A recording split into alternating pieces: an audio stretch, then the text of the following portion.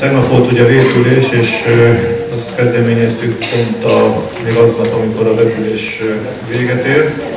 Azért elhangzott, hogy a minisztérium is egyetért abban, hogy a járatindítások okán az esetleges létszámokról megalapodjunk, a létszámcsökkentésekről, azon, hogy Isten elmondott. Ez a megállapodás vágy hajszolt bennünket a MÁV-hoz, és hát nem sikerült ebben megállapodni, amit tudtunk elérni, hogy jegyzőkönyvben írta bele az óvaját, hanem a terveit. A Marian azt mondta, hogy valóban nem terveznek a végrehajtó szolgálattól a járatindítások okán munkahelyszüntetést. Azt jelenti persze, hogy más munkahelyre, ami szükséges, nem kívánják a jelenleg érvényben lévő foglalkoztatási megalapodás, illetve a cselekvési megalapodás alapján az emberkéket elküldeni. Ez adott területeken jelentős gondot fog jelenteni, mondhatjuk Balassagyarmat térségében, és az összes többinél, ahol a pályavasút nem lesz képes megtartani a pályaszemélyzetet.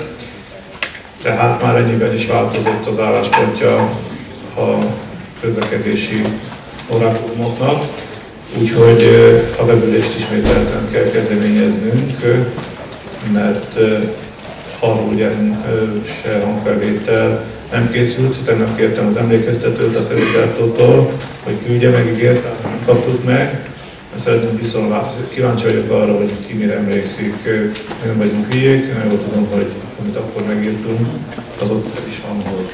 Tehát nem tudunk úgy tovább lépni ebbe az ügybe, hogy ne kapjunk bizonyságot a tényleges szándékokról. Nagyon azról vagyunk az emberek a pofájába hazudnak, és csak addig tart arról szól, hogy igazad, nem csupódik a tárgyalóteremben kívülre. Ez nem megy. Ez a járatindításokhoz. A menetkedvezmény tekintetében a Spardának elmondtuk világosan az álláspontunkat, mindenről hallgatok vagyunk tárgyalni, de a családtagok kedvezményét nem óhajtjuk csorbítani. Más konstrukcióval lehet persze gondolkodni, látjuk is mi, hogy ez miképpen alakuljon formailag, de tartalmában nem.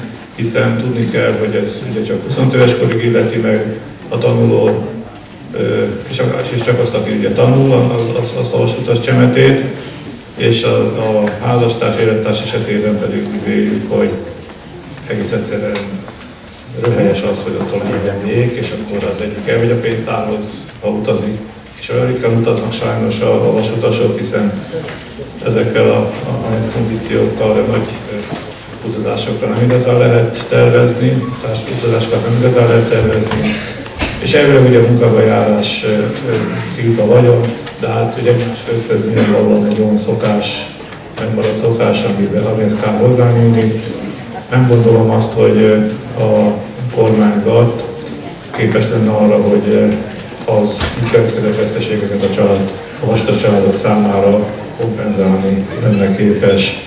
Tehát ebben nem fogunk engedni, tetszik, hanem nyilván a lehetőségek korlátozottak, azért is van az a módosító indítvány, ami pont is fog beszélni, a sztrájktörvényre vonatkozóan is, akkor legyen valami eszköz is a kezünkbe azon túl, hogy érvelünk és vitatkozunk.